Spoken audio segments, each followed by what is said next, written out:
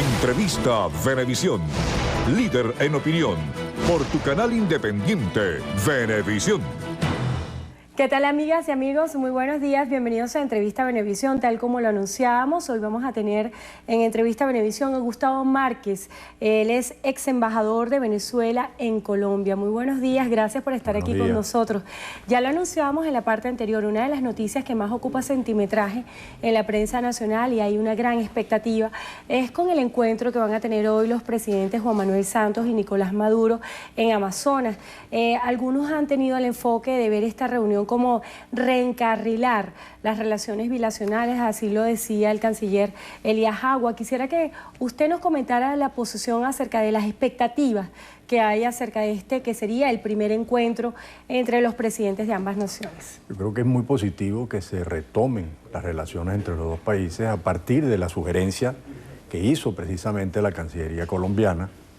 Y creo que esto se debe precisamente a las razones que generaron esta situación que distanció a los dos países, a los dos gobiernos. Y se debe, como sabemos, pues al hecho de que el presidente Santos recibió al candidato perdedor en un contexto en el cual él estaba declarando y desconociendo la legitimidad del presidente Maduro y del proceso electoral venezolano y de la voluntad del pueblo venezolano.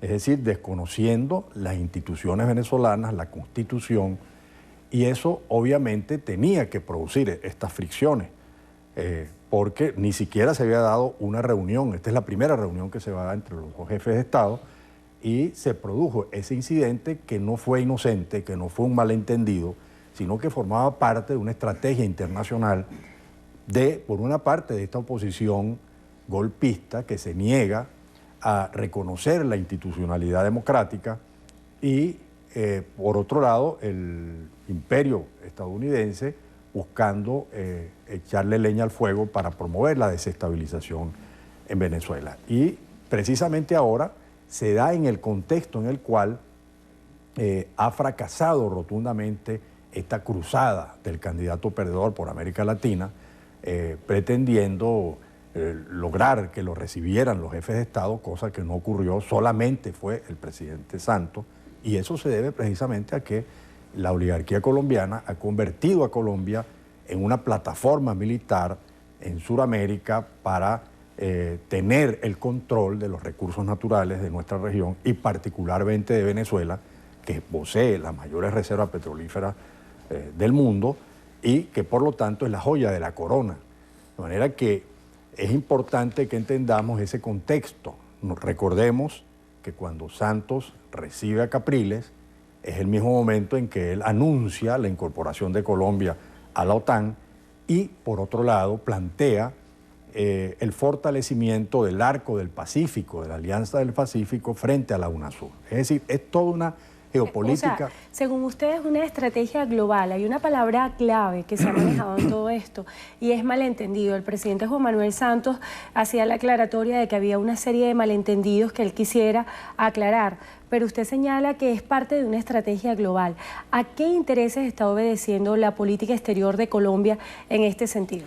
Bueno, yo diría que la política exterior de Colombia está totalmente hipotecada a la política del imperio estadounidense en América Latina y en el mundo. Y particularmente lo podemos ver en que el hecho mismo de que ese país está prácticamente tomado por digamos, la fuerza militar norteamericana en la frontera, en todos los espacios, en las bases militares, y sobre todo responde fundamentalmente a esos intereses. Hay allí en Colombia un conflicto, como sabemos, muy serio, conflicto social que se expresa de mil maneras. En este mismo momento, en el Catatumbo, hay un conflicto terrible que involucra a más de 250.000 personas que allí viven, que se oponen a que se convierta esa zona en un espacio de grandes megaproyectos que va a desplazar a la agricultura, que violenta los derechos humanos. Y todo eso pues se inscribe en un proceso en el cual de allí se han generado más de 4 millones de desplazados, muchos de los cuales, por cierto, vienen a Venezuela. Pero más allá de todo eso, hay que tener bien claro que, y eso es lo importante de esta reunión, que hay que retomar el diálogo, que es necesario estructurar una agenda en la cual haya transparencia, en la cual sobre todo se garantice la no injerencia en los asuntos internos, cosa que fue violada precisamente por Santos. Tratando de ese tema de no violar los asuntos internos y apelando a lo que es la autodeterminación de los pueblos, ¿cómo no respetar que el gobierno colombiano reciba a Enrique Capriles o no? O sea, ¿no es una decisión soberana de cada nación recibir a quien ellos determinen? Por supuesto que sí, pero no olvidemos que la diplomacia tiene sus lenguajes.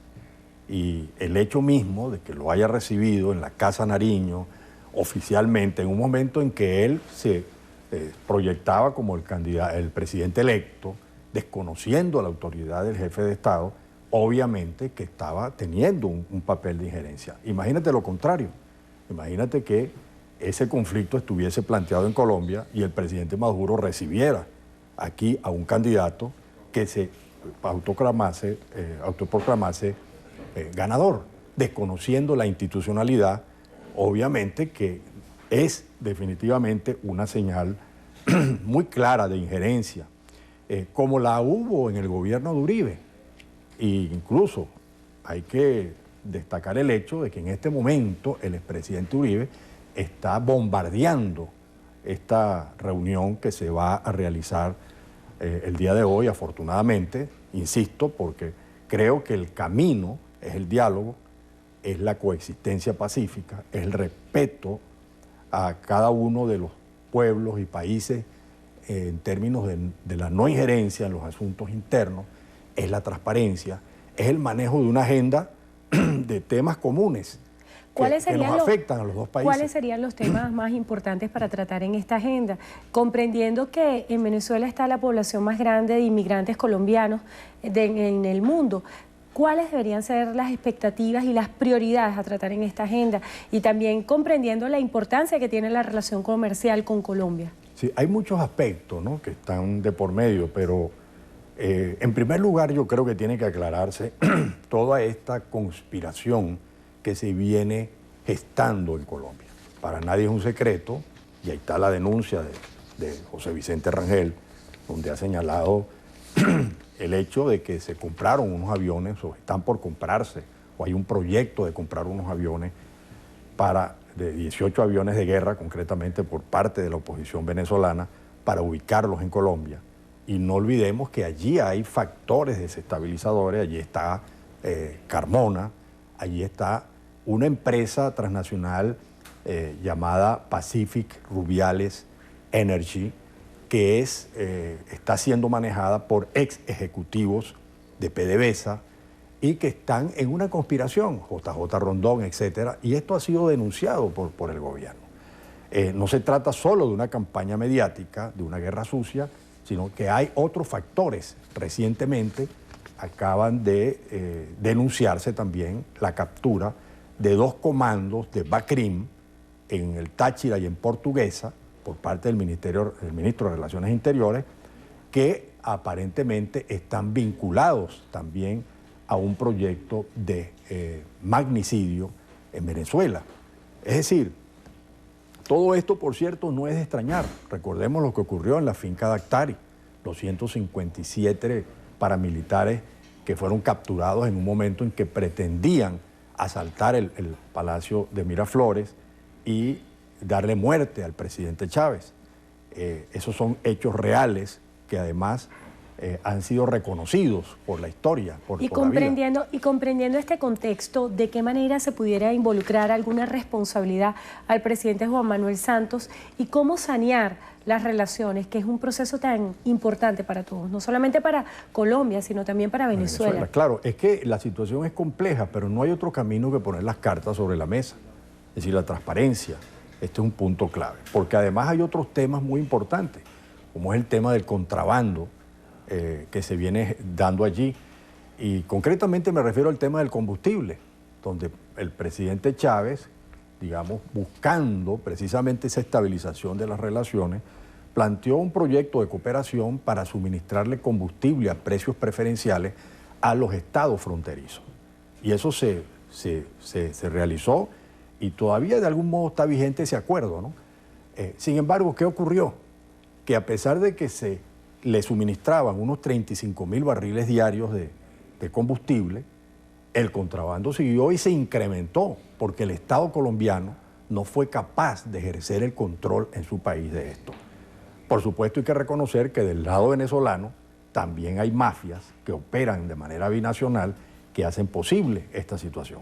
Por eso tiene que haber un acuerdo entre los dos estados para ponerle orden a esta situación en la frontera, porque no hay que olvidar que toda esa economía ilícita es el sustento del narcotráfico, de la criminalidad que nos afecta a nuestro país también. Aparte de los temas económicos, están estos temas que son fundamentales para la paz entre los dos países. Sin duda alguna, y además que los puntos de encuentro y lo que nos une es más de aquello que lo que nos separa.